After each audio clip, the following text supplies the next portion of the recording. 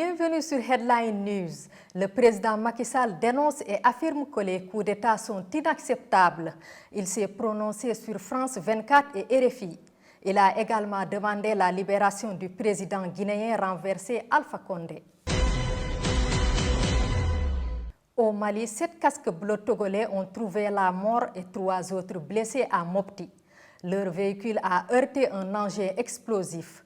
Cette annonce a été faite par la mission des Nations Unies, MINUSMA. Au Cameroun, le plus grand lac du pays, le lac Ossa, a été envahi par la Salvinia molesta. Cette fougère aquatique originaire du Brésil entrave la navigation, rend la pêche impossible et bloque l'accès à l'eau. Pour remédier à cette situation, une association locale forme des pêcheurs à la récolte de la fougère et à sa transformation en charbon organique. Anne Zouanke s'est rendue à Dizangué au Cameroun pour en savoir un peu plus. Le récit est signé Yacouba Wedraogo. Florent Sanga n'a pêché que 3 poissons aujourd'hui, une situation qui le désespère car il ne peut plus gagner sa vie comme auparavant. C'est parce qu'une fougère aquatique originaire du Brésil rend difficile la pêche dans le lac Ossa.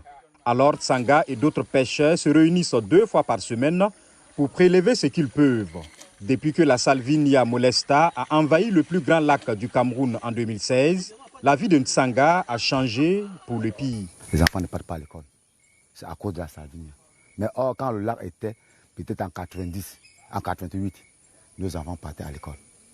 Mais aujourd'hui, tu ne parviens pas à payer. Le lac d'Ossa est une réserve faunique abritant des tortues d'eau douce, des crocodiles, des lamantins et plus de 18 espèces de poissons. Un groupe d'aide locale a formé des pêcheurs communautaires pour transformer la Salvinia en charbon organique. Après avoir ramassé la fougère, elle est séchée et brûlée. La poudre résultante est mélangée à d'autres substances, puis passée dans un moule pour créer des morceaux de charbon de bois à usage domestique. Parce que la fougère repousse tous les 7 jours, l'ONG expérimente également une solution biologique. Élever un charançon, une espèce de coléoptère qui se nourrit spécifiquement de Salvinia. Le groupe a relâché le charançon dans un site pilote dans le lac. Ils espèrent que l'insecte se multipliera, se nourrira des feuilles de Salvinia et produira des larves qui freineront la croissance des plantes. Et la naissance est l'endroit où les nouvelles feuilles sortent et à ce niveau, vous avez des protéines que la plante utilise pour pousser. La larve détournera ces protéines et arrêtera donc la croissance de la plante. Ainsi, non seulement le charançon arrêtera la croissance des plantes, mais il détruira aussi la biomasse déjà présente. Le gouvernement camerounais a accepté un test pilote de la solution biologique, mais n'a pas écarté d'autres méthodes. Nous souhaitons que la méthode mécanique aussi soit appliquée à côté de la lutte biologique.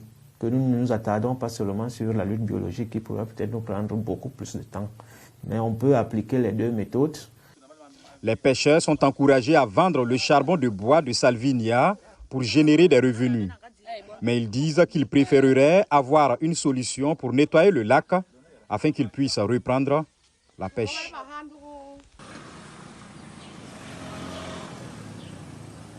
Le ministre français de l'Éducation nationale, de la jeunesse et des sports a indiqué sur RMC BFM TV que la France ne boycottera pas sur le plan diplomatique les Jeux olympiques d'hiver de Pékin 2022. Il faut noter que les États-Unis, l'Australie, le Canada et le Royaume-Uni ont décidé de boycotter.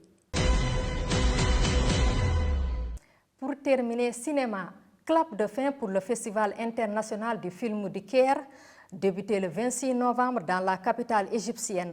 Pour cette 43e édition, le film tunisien Hodwa a remporté le prix de la Fédération internationale des critiques de cinéma lors de la cérémonie de clôture. Les images avec Yacouba Wedraogo. And the winner is tomorrow. Pour un premier essai en tant que réalisateur, c'est un coup de maître pour celui qui a fait ses preuves comme un acteur tunisien de renom. Godoua ou Demain, le premier film réalisé par Dafer Labidine, a séduit le jury de la Fédération internationale des critiques de cinéma. C'est un prix très important, le prix de la Fédération internationale des critiques de cinéma.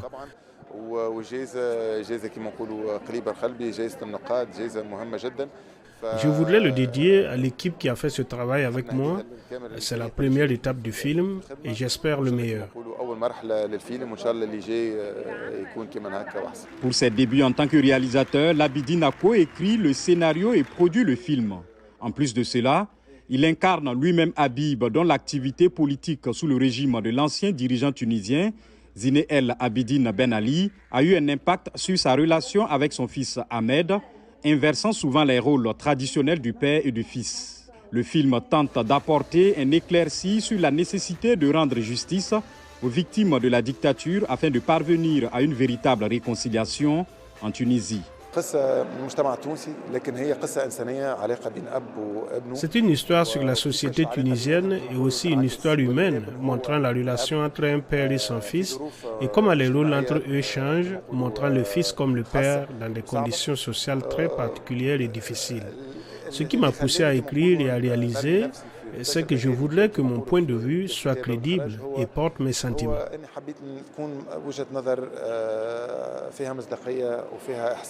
À l'heure du numérique où les cinéphiles se font de plus en plus rares dans les salles de projection, les festivaliers et les professionnels du cinéma se sont interrogés sur l'avenir des films sur grand écran.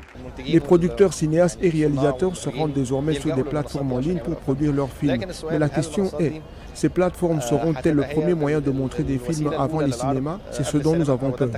Je vais être honnête, les plateformes en ligne vont couper l'herbe sous le pied du cinéma. Mais si vous me demandez ce qui va se passer ensuite, je dirais que le public reviendra au cinéma et au festival quand le concept de regarder en groupe manquera au public. Il reviendra au cinéma à nouveau. Cette 43e édition du Festival international du film du Caire a vu la projection de 100 films provenant de 63 pays. Headline News, c'est fini. Restez sur BNews International, l'info y est continue. Au revoir.